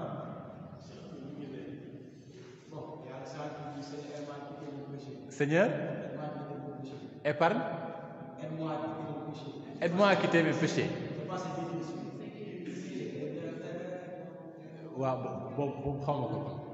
Aide-moi à quitter mes péchés. Oui, ça c'est. Mais donne-moi la grâce de regretter. Quitter, c'est autre chose. Oui, il faut composer. On te donne une mission. Seigneur, donne-moi la grâce de regretter ce que je viens de faire là, regretter mes péchés. C'est le Seigneur qui nous dit. Il faut passer plus de temps à demander la grâce du repentir. Parce qu'une fois que vous avez regretté ce péché-là, Satan, en fait, il perd le pouvoir. C'est pourquoi quand on baptise, on dit renoncez-vous à ça. Renoncez-vous au péché. Renoncez-vous. C'est une clé de délivrance. Maintenant, à chacun de voir, est-ce qu'il regrette vraiment ses péchés? Est-ce que Retourna? C'est une question de... Alors, bien-aimé, deux choses peuvent faire que tu sois privé des consolations divines ou que tu les éprouves très rarement. Deux choses. Première chose, tu ne regrettes pas assez tes péchés. Tu n'as pas la contrition, c'est-à-dire le repentir sincère du cœur quand tu te confesses ou quand tu te rends compte que tu as péché. Vous savez parfois ce que les saints faisaient? Ils se flagellaient. Je connais quelqu'un qui fait ça jusqu'à présent. Quand il pêche, pour se forcer à regretter son péché, il se flagelle. Il y en a qui le font. Ben oui, vous prenez une ceinture, votre ceinture là. Ah, vous enlevez la birette. Quand ça va faire mal là, vous allez voir, ça facilite le regret. Hein? Oui. Oui. Il va attendre jusqu'à 12h. Oui. Donc il monte au niveau de la terrasse. Oui. Il se réveille. Oui. Donc il couche. Oui. Sur le soleil. Comme ça, quoi. Il met le soleil plus. Voilà. C'est ce qu'on appelait les mortifications. Ben, c'est pas fou, hein? C'est pas fou. Il faut je ne vous dis pas de le faire. Mais si le Saint-Esprit vous met à cœur de le faire, il faut le faire. En tout cas, non, c'est-à-dire les mortifications, c'est bon. Donc vous savez que c'est la chair qui nous fatigue. La chair. Et il y a un saint qui disait, on est puni par où on pêche. C'est-à-dire que si c'est vol qui t'amène en enfer là, toute l'éternité, tu vas beaucoup plus souffrir de la mort. Alors vous pouvez continuer la liste. Voilà. Je suis pas. L'Église n'entre pas dans ce truc-là. Mais c'est pour dire que parfois il est bon de punir son corps. Ça peut faciliter le repentir. Je vous assure, je vous assure. À Brin, je sais que j'ai une fois fait cette expérience. Mais j'ai vite fait d'arrêter quand même. Parce que c'était trop. Je ne dois même pas le dire parce que c'est diffusé. J'avais pris, comment ça s'appelle tout de suite là, j'ai mis là-bas des punaises. Parce que j'aimais beaucoup lire la vie des saints. Des punaises, les punaises là avec qui. Un jour, quand j'ai fait vrout, j'ai dit, ça c'est. J'ai dit, la séance là ne va pas se reposer. Mais je vous assure quand même, ça vous libère l'esprit, ça vous libère l'âme. Parce que quand vous repensez au péché et quand vous repensez à la mortification qui en est suivie, automatiquement vous avez un dégoût pour le péché. C'est pas fou. Il y a d'autres saints, ils s'attachaient une ceinture avec des épines, mais parfois il y avait des trucs extrêmes. L'Église en fait n'entre pas dans ce sillage de brimer le corps comme si le corps était indigne. Si vous le faites dans cet esprit-là, c'est un mauvais esprit. Parce qu'il y en a qui se disaient que le corps en fait est impur et qu'il faut le brimer, le réprimander et tout. Parfois, il y en a qui attachaient des ceintures avec des barbelés au niveau de leurs pieds. Ils s'attachent beaucoup serré. Après, tu vois le sang qui coule. Ils disent que c'est pour lutter contre le péché. Et il y a un saint, il marchait comme ça, il avait des pensées sensuelles et tout. Il a vu des épines, il s'est jeté dedans.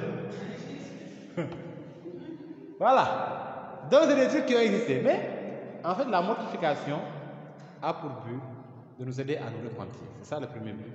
Et puis de nous aider à dominer le corps. C'est tout notre combat. Tant que notre corps nous domine, nous ne pouvons pas être en paix avec nous-mêmes, avec Dieu.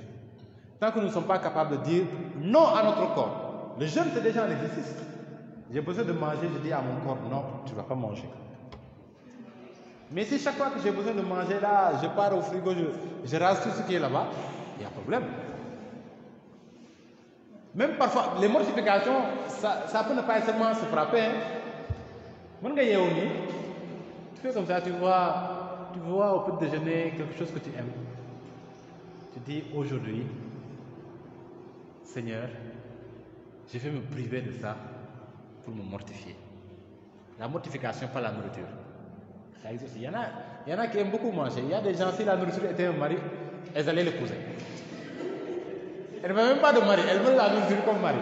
Il y en a beaucoup. Ça arrive. Il y a ce qu'on appelle le jeûne de goût. J'en avais parlé dans une de mes vidéos. Le jeûne de goût. C'est-à-dire, moi j'aime les choses là et tout. Mais je me sacrifie. Je dis au Seigneur, pas de pénitence, je renonce à ça. Et le Seigneur, il voit. Les autres ne voient pas, mais lui, il voit. Et il l'agrée. Donc la première chose à cause de laquelle tu peux être privé des consolations divines ou que tu les éprouves rarement, c'est que tu ne regrettes pas assez tes péchés. Tu n'as pas la contrition, le repentir sincère du cœur. Deuxième chose, c'est que tu es toujours attaché aux consolations du monde, aux consolations de la chair, aux consolations humaines. Ben oui. Si tu ne parviens pas encore à te départir librement de ces consolations qu'offre le monde, eh bien, tu vas rarement sentir les consolations divines. Car comme le dit l'apôtre, celui qui se fait ami du monde se fait ennemi de Dieu. Ennemi de Dieu. J'ai besoin de me sentir bien. Qu'est-ce qui me vient en tête en premier lieu?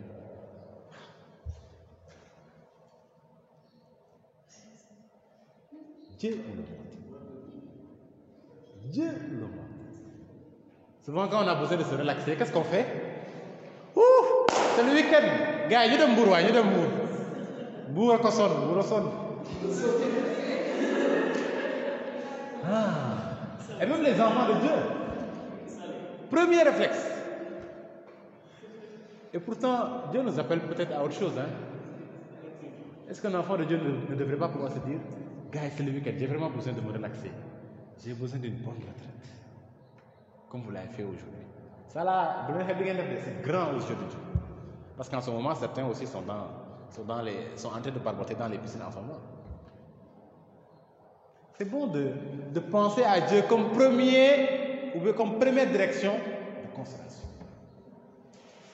Et d'ailleurs, les retraites sont plus reposantes que les sorties. À tout niveau. Vous revenez des sorties parfois fatigués et parfois fâchés. Bien sûr. Frustré, je veux dire. Oui, et malade. Parfois, vous n'avez pas eu ce que vous vouliez, vous revenez parfois avec la gueule de bois, et bien vous êtes fatigué et le lundi vous attend, le lundi de la pénitence. Beaucoup font pénitence le lundi, sans le vouloir.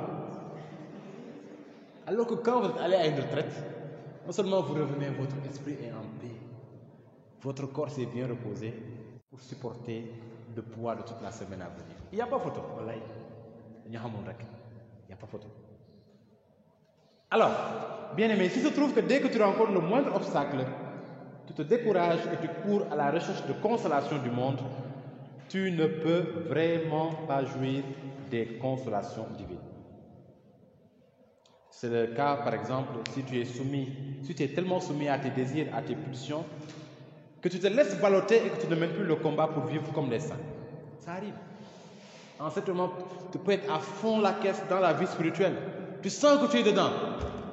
En certains moments, c'est comme s'il y a eu un revirement de situation. Tu vas totalement. Même le petit vent te fait tomber. Il faut faire attention. Plus l'ascension est haute, plus la chute est haute. Ou plus la chute est grave. On dit qu'il y a une différence entre celui qui tombe du 3e étage et celui qui tombe de l'arbre. Quelle est la différence? Hein? Il y a l'impact, mais il y a aussi la réaction avant, après l'impact. Parce que celui qui tombe de l'arbre là, il fait bip, après il fait wow. Mais celui qui tombe de l'étage là, il fait quoi? Il fait oh. Bip. Et peut-être après le bip, il peut ne même plus avoir l'occasion de dire oh. Plus tu es haut, plus la chute est grave. Alors c'est pourquoi il faut faire attention. Si tu te mets soudain à désirer le monde, il faut faire attention. Quand vous êtes à fond dans la vie spirituelle, faites très attention. Voilà. Ne croyez pas que vous êtes devenu fort. Non.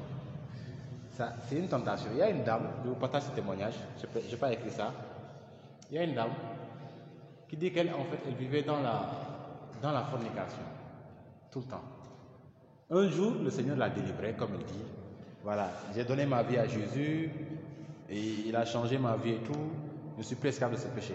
Et après, elle sentait vraiment que sa vie avait changé. Mais qu'est-ce qui s'est passé? Elle en est devenue orgueilleuse. Et quand une personne venait lui dire qu'elle avait commis ce péché, mais il fallait voir. Elle l'a maltraité. Comment tu as pu faire ça? Fuyez le péché, fuyez la chair, fuyez le monde. Un jour, elle a voyagé, elle est allée au Maroc. Elle, dans sa vie, elle n'avait jamais mangé les hamburgers, là, les shawarma. Un jour, elle a vu ça, le truc l'a attiré. Et puis, elle a fait la connaissance d'un toubab qui l'a amené au resto. Il lui a fait manger ces choses-là. Puis, il l'a amené à l'hôtel. Il a dit, allons nous reposer. Et en allant se reposer, il l'a tué là-bas. Alors, après, c'est l'homme qui témoigne, il dit, mais non, je ne sais pas, moi qui disais aux gens là, fuyez le péché, fuyez le monde, moi qui jugeais les gens, je ne sais pas comment j'ai pu tomber à cause de nourriture. C'est ça? C'est à cause de nourriture. Mais c'est pour dire que c'est le Seigneur qui lui apprenait l'humilité. L'humilité. Il ne faut jamais oublier ça. Même toi, le prêtre là, le jour où quelqu'un vient se confesser, toi tu es dur envers lui, le Seigneur va t'apprendre l'humilité, par A ou par B. Voilà. C'est pourquoi, quel que soit votre niveau là, Mais quand vous êtes vraiment dans une grande faiblesse spirituelle, rappelez-vous qu'il vous faut le repentir sincère afin de pouvoir profiter des consolations du Seigneur. Essayez d'imiter les saints. Vous savez, les saints, ils n'ont pas tous bien commencé, dit quelqu'un, mais ils ont tous bien fini. En toute chose, c'est la fin qui est importante. Quand tu suis les consolations du monde, quand tu es là à poursuivre l'argent, à poursuivre le succès, à poursuivre la gloire, à poursuivre tout, eh bien, tu obliges Dieu, en fait, à retenir ces consolations. Parce que toi, tu préfères les consolations du monde. Jésus a dit, nul ne peut servir deux maîtres à la fois. Non, il aimera l'un et délaissera l'autre. Dieu va retenir ces consolations parce que toi, tu préfères d'autres consolations, peut-être plus rapides. Ça, il faut le dire. Aujourd'hui, j'ai besoin de me sentir bien dans mon corps. Le monde me l'offre vite. Hic et non, comme disent les latins, ici et maintenant. Vite fait. Plus rapide, mais toujours insuffisante, toujours éphémère et souvent frustrante à la fin. Les gens qui se shootent là, qui se shootent à la cocaïne, bien à la coke, je ne sais pas quoi. Quand ils sont dans les airs là, ils sont au 7e ciel. Mais quand ils ont fini de se shooter, il faut les voir. C'est la misère. C'est comme quelqu'un qui se saoule pour sortir de... En fait, ceux qui boivent, parfois, ils ne le font pas parce qu'ils veulent le faire, mais ils le font, on dit en psychologie, pour sortir, pour s'évader un peu des tristesses, des angoisses de ce monde. Par exemple, en famille, ça ne va pas. Madame te fait des histoires, ou bien tu n'as pas de quoi le donner à manger. Tu vas au bar, tu te saoules là-bas. Quand tu es ivre, tu es content. Tout va bien. Quand tu es ivre là, tout va bien. Tout va bien. Mais une fois que tu as cuvé ton vin ou bien ta bière, tu retournes à la triste réalité. Et la réalité devient plus dure parce que tu te rends compte que tu es ivre. Et puis tu n'as toujours pas donné à ta femme de quoi cuisiner. Voilà. Les plaisirs du monde sont toujours éphémères et frustrants à la fin. Bien aimé, c'est pourquoi je t'exhorte à résister. Résiste. Mène le combat. Oui. Mène le combat. Une vie chrétienne sans combat, ce n'est pas une vie qui mérite d'être vécue. Il y a quelqu'un qui disait, à combattre sans péril, on triomphe sans gloire. Vous êtes là? Eh bien, si vous combattez sans péril, il n'y a pas de gloire à triompher. C'est comme si vous êtes un candidat à la présidentielle, vous êtes le seul candidat. Hein? Il n'y a pas d'opposant. Si vous devenez président, il y a quelle gloire dedans? Ou vous êtes le seul à courir. Et vous dites, j'ai gagné la course. Contre qui? Contre personne. Menez le combat, poursuivez les efforts. On dit l'effort fait l'effort. L'effort fait l'effort. Si c'est trop facile là, faites attention. Parce que quand tu es dans le bien là, le bon ange il te caresse, mais Satan il t'agresse. Alors si votre vie chrétienne là est douce, le poney, le ponnoy, attention. Parce que ça là, c'est quand ça va mal que ça se passe comme ça. C'est quand ça va mal, c'est quand tu vis mal, quand tu n'es pas en communion là, que tout est doux parfois. C'est Satan. Vous savez quand la souris te grignote les pieds là, les mains te disent, voilà. Tu ne vas rien sentir. Tu vas te réveiller le matin avec un demi-pied. C'est comme ça que Satan fait. Mais poursuivez vos efforts, s'il vous plaît. Bien-aimé, tu ne peux jamais souffrir patiemment en vain. Quelle que soit la situation. Reconsidérez chacun et chacune les diverses situations que vous traversez. Les diverses frustrations que vous traversez. Même si la frustration est engendrée par un de vos pasteurs à l'église. Considérez cela comme quelque chose qui vous grandit en fait. Considérez la souffrance patiente du Christ et le couronnement de gloire qui s'en suit. On en a parlé tout à l'heure. Dieu le dit dans sa parole, Jacques chapitre 1, verset 2 à 4. Regardez comme un sujet de joie complète les diverses épreuves auxquelles vous pouvez être exposés. C'est bizarre. Il dit quoi? Quand vous êtes éprouvé, ne soyez pas là à être triste. Mais regardez cela comme un sujet de joie complète. Même pas de joie à demi. Je dis toujours quand je lis ce passage, il dit, et les apôtres revinrent tout joyeux d'avoir été jugés dignes d'être persécutés à cause de Jésus-Christ. Fait que et ils étaient là à sourire. Vous imaginez? Aujourd'hui, qui parmi nous peut sourire en subissant une primate à cause de Jésus-Christ? J'en doute. C'est pourquoi, bon, on a réagi après la polémique qui s'est produite, mais derrière tout cela, nous devons être aussi heureux. J'ai vu des gens insulter parce qu'on nous a attaqués et tout. Non, on peut se défendre. Derrière ça, il faut que nous ayons une certaine joie. Voilà. Il ne faut pas que quand on nous insulte, qu'on soit énervé. Non, pas la colère. Jacques a dit, regardez comme un sujet de joie complète. Au contraire de ça, nous devons même à la limite rechercher ces choses-là. Aimer ces humiliations-là qui nous sont faites à cause de notre foi. Jacques poursuit en disant, sachant que l'épreuve de votre foi produit la patience. La patience. Mais il faut que la patience accomplisse parfaitement son œuvre, afin que vous soyez parfaits et accomplis sans faillir en rien. On ne saute pas pour devenir saint. Jésus nous a dit, vous serez parfaits comme votre Père Céleste est parfait. Mais avant d'être parfait, il y a tout un chemin. Il y a un chemin, la patience. Aujourd'hui, j'ai fini mes études, je cherche un travail. J'ai toqué partout, ça ne vient pas. Ah Seigneur, qu'est-ce qui se passe? J'ai été maudit, il y en a, comme vous puisez à beaucoup de sources, il y en a qui vont vous dire, non, quand tu n'as pas de travail comme ça, c'est une malédiction que quelqu'un a prononcée dans ta vie. Attention, attention. Il ne faut pas oublier que le Christ aussi a souffert. Hein? Si toute souffrance est une malédiction, donc Christ était maudit? Non. Paul a bien dit, si nous souffrons avec lui nous allons triompher. Alors si moi je considère que toute souffrance est une malédiction, j'ai entendu un jour quelqu'un dire, un chrétien ne doit pas tomber malade. Ah ben oui. Il y en a qui sont à ce niveau. Il dit non pas qu'un chrétien il vit de la vie divine. Il ne doit pas tomber malade, il doit prendre autorité sur la maladie. Au jardin de Gethsémani là, Jésus n'avait pas sué du sang. C'est ce qu'on décrit comme la maladie de Jésus, entre guillemets. La maladie c'est quelque chose de naturel. Ça fait partie des épreuves de la vie. Il y a des gens qui voyaient Jésus en chair et en os et en esprit et qui sont tombés malades. Sainte Thérèse de l'Enfant Jésus, elle était malade. Est-ce que ça veut dire que Jésus n'existait pas? Ah ben, attends. Paul lui-même, il parle d'une certaine maladie. Il parle de cette écharpe-là qui est dans son corps. Certains disent qu'il avait une maladie oculaire. Peut-être qu'il était mieux, je ne sais pas quoi. Tous les grands amis de Dieu ont connu des maladies. Bon, pas tous les grands amis de Dieu, mais la plupart. Alors c'est pour dire que dans la vie, là, sur la terre, là, tant que nous serons là, nous aurons des joies, mais aussi des frustrations.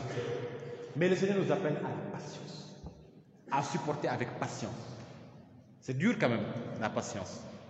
C'est une grâce qu'il faut demander tous les jours. Et même quand vous vous engagez dans le mariage, demandez la grâce de la patience. Car le mariage n'est pas un fleuve tranquille. Il y en a qui seront déçus. Voilà, comme c'est devenu un effet de mode là, beaucoup vont s'engager. Mais après, beaucoup risquent de faire comme ça. S'ils ne sont pas des hommes et des femmes de prière.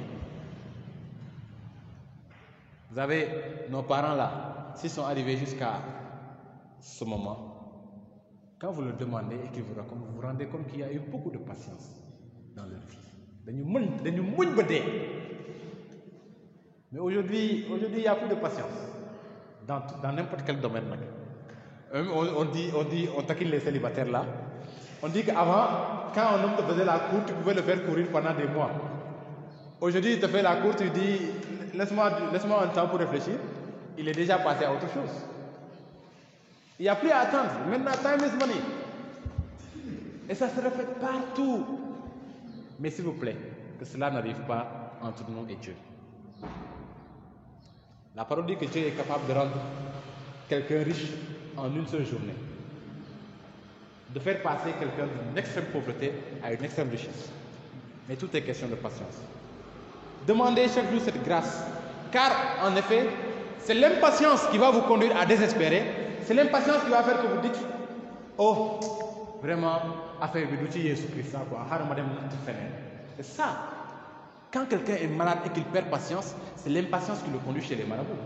C'est l'impatience qui conduit quelqu'un à aller chercher travail chez Satan. C'est l'impatience qui conduit quelqu'un à aller chercher la gloire, par exemple, chez Satan. Et le désespoir et l'impatience conduit au désespoir, et le désespoir conduit à la perte. Pour cela, recevez l'encouragement de saint Alphonse de Liguori dans les considérations de la passion de notre Seigneur Jésus, lorsqu'il écrit, je le cite, « L'expérience ordinaire fait voir que les personnes vertueuses qui ont eu le plus à souffrir durant leur vie à cause des persécutions, des tentations, des scrupules ou d'autres choses fâcheuses sont celles que Jésus crucifié console le plus dans leurs derniers moments, en leur procurant une grande paix au milieu de toutes les craintes et de toutes les angoisses de la mort. » Fin de citation.